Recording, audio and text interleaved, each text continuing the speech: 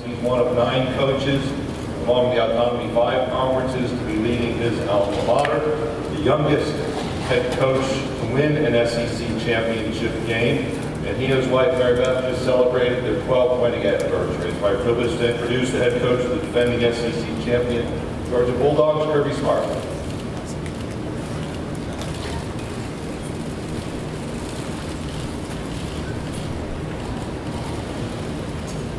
Well, thanks, Greg, and good morning to you guys.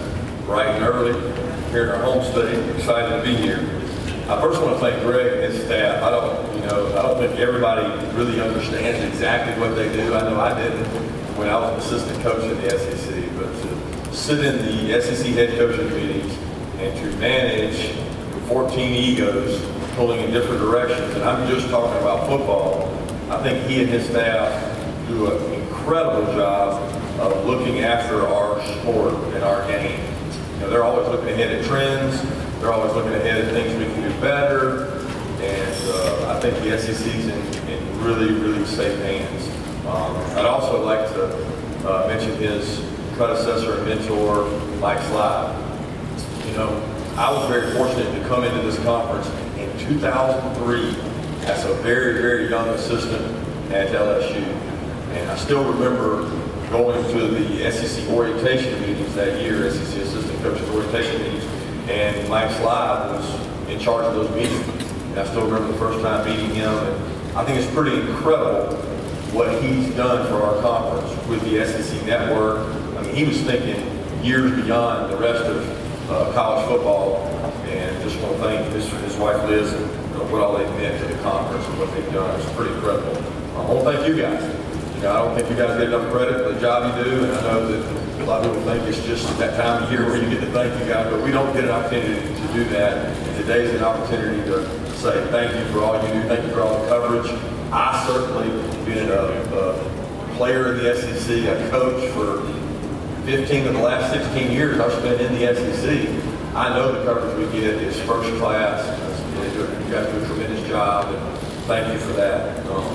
Also, if I didn't mention the Directors Cup, the Learfield Directors Cup, and Greg McGarity, and our athletic director, finishing 8th in that, high school finishing a long time, and that's really all sports. I want to congratulate all the coaches that we have at the University of Georgia and all other sports who have done a tremendous job this year of putting Georgia where they belong. Next, I move to the players I was able to bring with us. 3 guys that I light up when I think about them, because Terry Godwin is a kid that I've known since the 9th grade.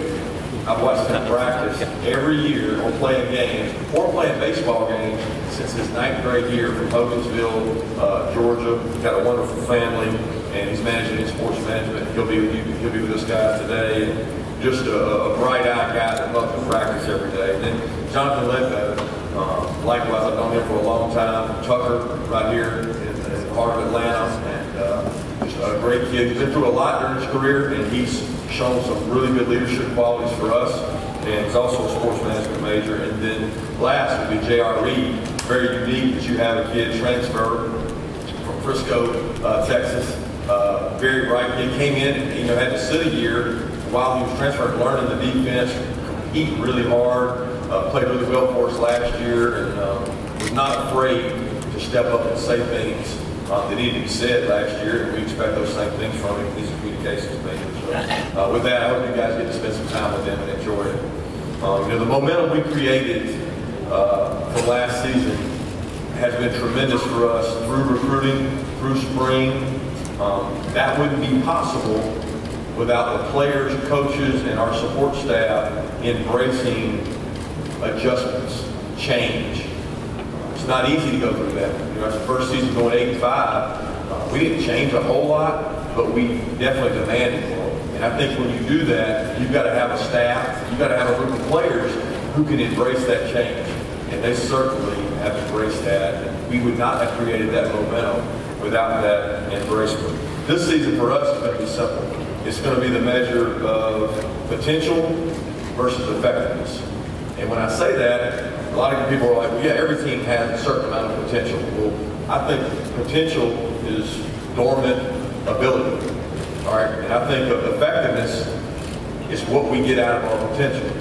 And we talk to our players all the time that pressure is really a privilege. You should feel privileged to have pressure to win games, to have expectations. And everybody's talking about the expectations. Well, last year this time, they were talking about the same expectations for the University of Georgia. I went back and reviewed my notes for this event, and it was the same thing. Georgia's expected to do this, to win the East, to win championships. Those are things that we embrace at the University of Georgia. We can't run from those things. We know that.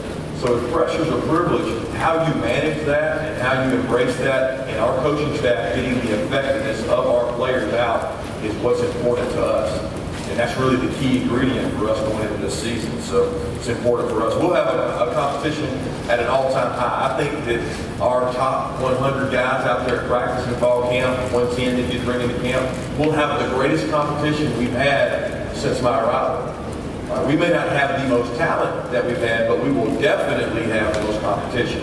And I think competition is what separates you. You know, I listened to Jimbo talk the other day, and he talked about the practice atmosphere and enjoying the camaraderie of the competition in practice. The best battles I've seen in my career, whether it's Miami Dolphins, Florida State, LSU, Alabama, Georgia, they happened on the practice field. You know, everybody talks about iron sharpens iron. That's true. We're going to have some of the most epic battles we have for who's going to be the right guard, who's going to be the left guard, who's going to be the starting defensive tackle, because those are great competitions. That is what's going to drive us to have success as those battles that happen throughout camp. I know a lot of you guys have already predicted the starters. You already know how many returning starters we have. I don't even know that, because I don't look at that and say, well, that guy's spot's locked up, because that's not the case. We can't allow complacency to slip into our program or to slip into our staff, because I know that will eat away at the core fundamentals that we started to believe. You know, we had great standards set last year. Standards set by a group of players that did a tremendous job. But embracing those standards will be the challenge for this group. This group doesn't have to be Sony, Nick, Lorenzo, Isaiah, Davin, Roquan. They don't have to be those guys. They've got to be the best them they can be. We've got to bring out the best leaders we can and let those guys come to the forefront. And I think we've started to do that in our all-season program. At this time, I'd also like to thank President Moorhead. I've already talked about Greg McGarity, but for helping us keep our staff intact.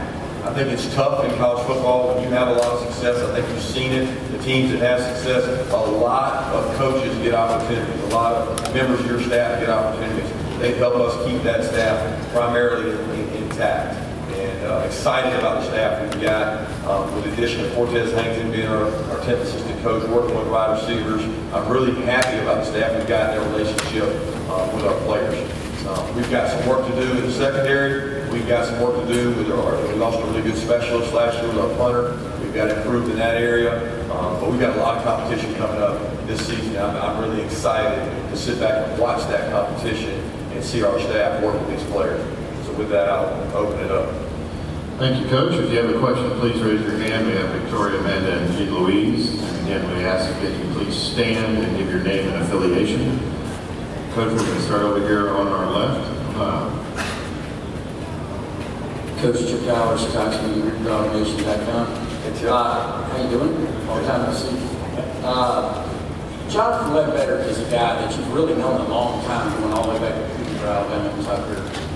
He's had some crossroads, I guess you would admit, in his career, and here he is representing the University of Georgia. Can you just talk about the personal journey that Ledbetter has made, and why you see him as a team leader, somebody you want out front speaking for your team?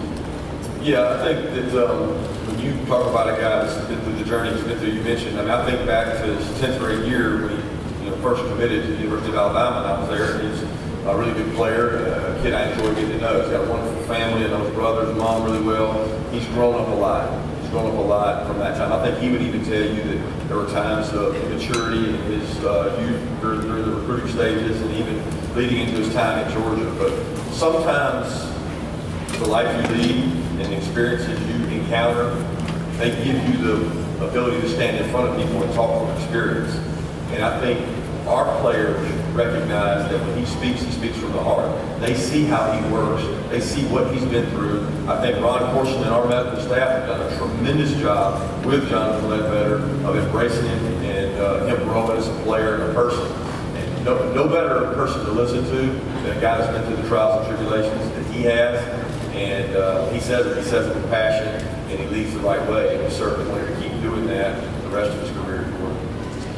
We'll stay in the center aisle, just right down on the right. Coach, Drew DeArmond, WCZ in the radio, Huntsville, Alabama. I know what Roquan Smith meant to your program last year, and what a big part of their defense he was, but you're going to have a lot of competition now, especially at the linebacker spot. I wanted to ask you about a specific player from my backyard, and we're in our community in Madison, Alabama, from James Clemens High School, Monty Rice. I wanted to ask you what you saw in him intangibly when you recruited him, and then talk about, I know he had 14 tackles in the spring, and talk about his development as a player thus far in the program. First of all, Monty is awesome to work with. Every time you see Monty coming down the hallway, you see his face light up. He smiles before he ever even says anything. It's just like he's happy. He's fired up. I mean, this is a kid that grew up in a community that embraced him. You know, I've never had a kid that we recruited that so many families reached out on his behalf to kind of tell his story. He's got an awesome story of growing up there. A lot of family members that have played, gone to school with James Clemens, but he enjoys the game. He loves the game. And I'm tough on him. I'm very intense in practice. And, you know, last year, sometimes you forget that he was a freshman, but then he came in mid-year. But here's a kid that comes in mid-year, embraces the role of being a linebacker behind Roquan. He learned from Roquan. Those other players really embraced him. And then he comes out and has a great spring game, makes a lot of tackles. The one unique characteristic he has is he can run. He can really run. And I think in the linebacker position, if you had to cut everything else outside intangibles, you'd want speed. And he can do that. He's an exciting player. I love working with him day to day. He is very serious about his academics. And I think that embodies what a college student athlete should be. He's a great representative of James Clemens. Coach, we'll go over to our right about 3/4 of the way back. Hey Kirby, Blake Topler, Knoxville News Sentinel. Coaches talk about establishing their culture in the first year of a program, but specifically, what do you think you established in the first year in Georgia that kind of helped you there in year 2? Yeah, the first year was tough. I mean, there was a lot of maneuvering for players on the team to get accustomed to my style of leadership, our style of practice, our staff. That's not easy. Okay, it's not easy anytime to have that transition. You've got older players who have done it in a certain way for a long time, and that's tough for them to embrace that. I think that it was a tough situation for us where we're having an indoor building. We had to practice away from our normal practice facility. So there were a lot of intangible things that made it tougher on us, but what we never did was relent from what we thought the expectations were. I mean, the Thursday practice was supposed to be good and full speed. That's what we expected it to be. And it didn't matter who we were playing or how we had played the week before or what our current record was. You had to live up to that expectation. And there weren't enough players embracing that role and taking that on that it was very demanding on us as coaches. Now, last year was a little bit easier to coach because I felt like some of the players took on that culture, they took on that ownership, and they demanded. And now more and more of those guys are being more demanding, and they can kind of understand the expectations of what a Georgia practice should look like. We'll stay over here on this right side. Mike Labour, Coach, you talked about Terry Godwin since the 9th grade. You lose a guy like Devon Lynch from last year. Having Terry come back, what did that mean for you guys? And you talked a little bit about working on his vocal leadership presence. What do you think about him saying something like that? What was the last part that I couldn't understand? He spoke a little bit about talking about his vocal leadership presence as opposed to just leading by example. What do you think about that? About Terry? Yeah, Terry's been a tremendous asset. He's a kid that understands the game of football, very instinctive, elite hands. He understands the game of football. You can kind of put Terry in any position, and it works for him. He's been around football. He's well coached in high school, great baseball player. Terry understands the game. And his leadership in that room with wideouts has been tremendous for us. And there's a couple other guys in there that are really doing a good job as well. Riley Ridley, Jason Stanley's come on. So that's been a really good group by committee. We'll go back to the other side, in the back, one side. Ben Jones from Tuscaloosa News. What are some of the different pressures that your players face now compared to when you played maybe? Different pressures. Yeah, you know, the biggest pressure they feel is social media pressure. We didn't have that when I played and finished up, you know, around 99. You didn't have all the cameras on you constantly. One of the greatest differences I've seen is what kids go through prior to coming to our program, the recruiting process.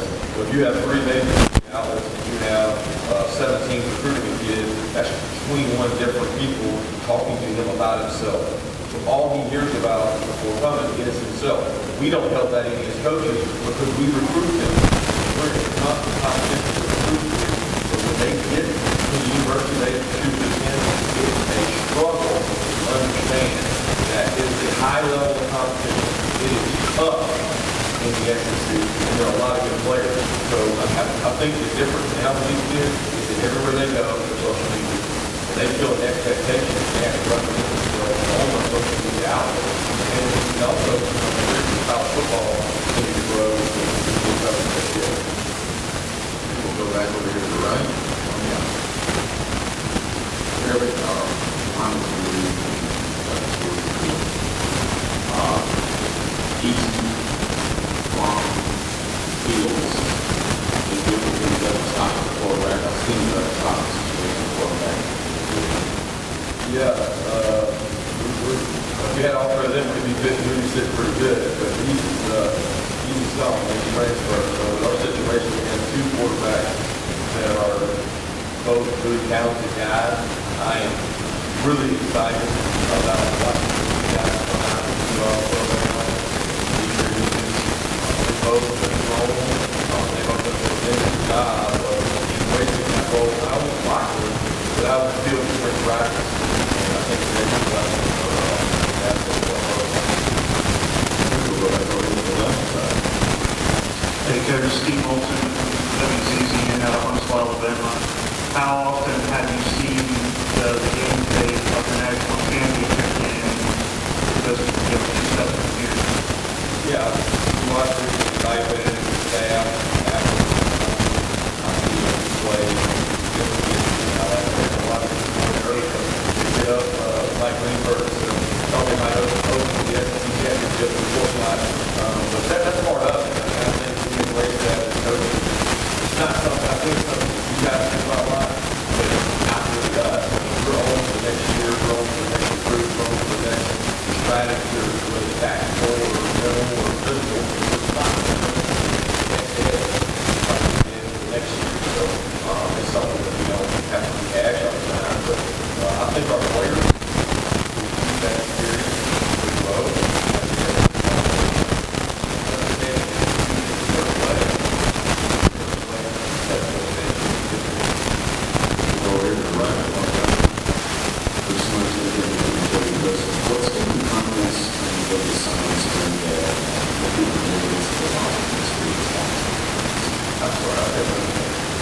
What's giving you confidence in the offseason that you guys will be able to lessen that as well?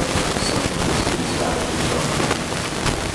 I think the biggest confidence is the work ethic we have. I mean, our guys have embraced the challenge. I mean, you guys just keep printing about how many we lost, and I think that helps us. That chip on the shoulder that so many people want. I mean, we've had some mental training, some mindset training, talking about not being the underdog, and being the favorite. We were favored in a lot of games last year. So how does that change your demeanor when the pressure you feel from being a favorite? It really isn't. The only pressure is what you put on yourself. Because we have to go out and do what we have to do. So replacing those players, it's not something we talk about. It's something that the guys with the roles, they have an opportunity to step up. That's part of being a good coach to me, is saying, okay, what pieces of the puzzle are we going to put in what place? Because it might take 3 linebackers to fill the role of what Roquan Smith did. It might be a guy on 3rd down, a guy on 1st down. We're going to do a corner play a lot of the role. So Sony and Nick, I'm so excited to watch these run back who I've had the fortune of watching scrimmages in practice. And in December practice, I watch these guys, Holyfield, Harriet, Swift, 2 new guys. I get to watch all those guys. Well, I'm excited to see them bring this opportunity. I think that's my overall.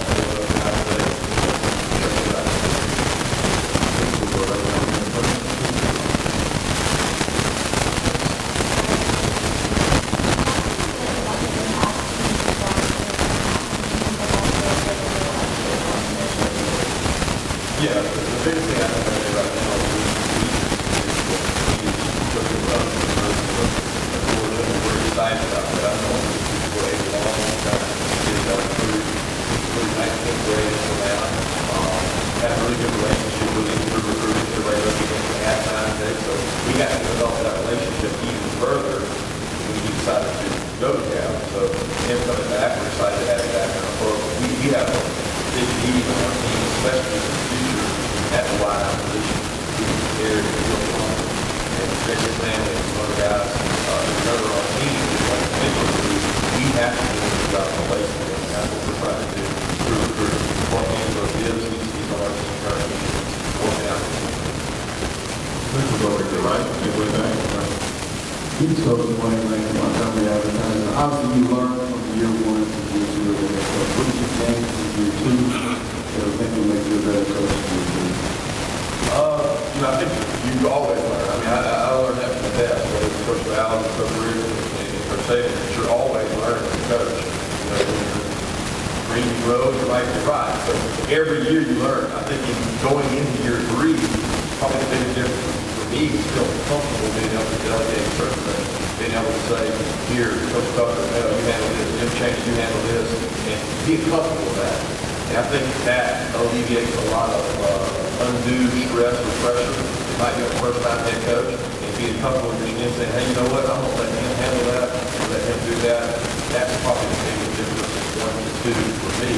Hopefully 2 to 3 that continues to grow, because you have a staff. What's the purpose of helping? You don't let them help them. What's the purpose of having them? So they're a sounding board for us. They help me make decisions. I've got a tremendous support staff as well.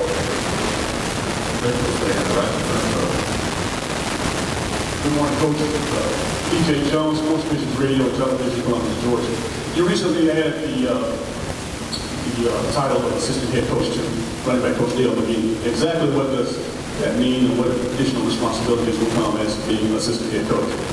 I think Dale's proven himself as a leader of young men. He's done it throughout his career. This guy did it, as you know, in the Columbus area for a long time. I had the great fortune of recruiting his high school for a long time, signing with his players, and I've always had a tremendous amount of respect for Dale because he knows how to lead young men. He doesn't do it in a loud, boisterous kind of way. He does it in the kind of way that you want your son to represent the University of Georgia. He has a tremendous family, father, and does a great job for our team. So with that role, it's an increased position of being able to bounce things off with recruiting ideas, how we should do the way he's done things in other places. They'll be active.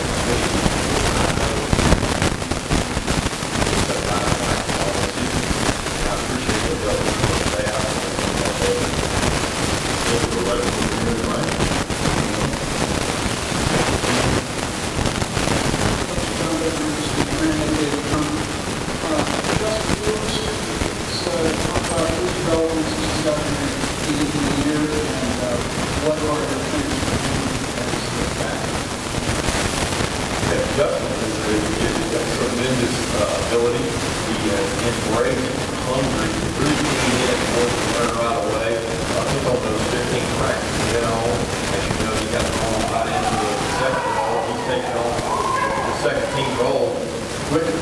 And I'm excited about the things he's done. He gives us an element in our offense that we don't have. I'm excited to see what he can do. And he's going to come in and be very similar to the way Jay Crum came in and he's coming in to compete, he's coming in to learn our system.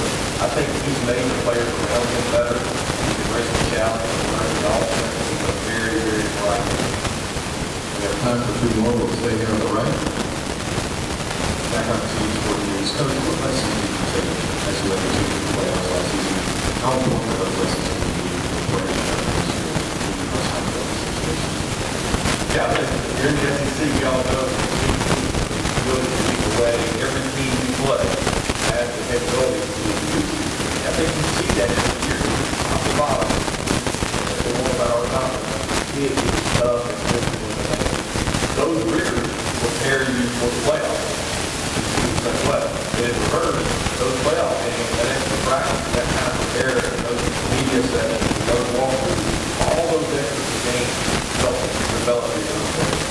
Even when we're preparing during December, we're getting ready for Oklahoma, we're ready for that. We're always looking to rep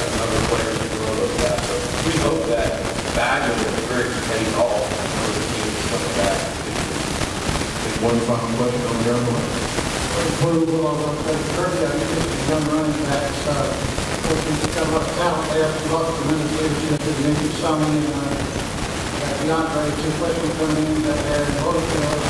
How rare did you get kind of leadership and guys so young in that group? Yeah, it's going to be really important for that leadership and positive. They can't have frustration, they can't be jealous of each other. Who's better to model that than the two they learned from? I mean, those two guys were good of pair of actions. So Harry and Holyfield Swift have had to model people who are themselves that. But I think it's really important that those guys think back to how was it connected, how was Tony connected, and use that to develop leadership itself. I've seen it in accountability. Those guys, they got a lot of carries last spring. When Nick and Tony weren't here, they got a lot of carries this spring. So I've seen what they can do. It's a matter of can they put it all together and pass protection, leadership, and help the line.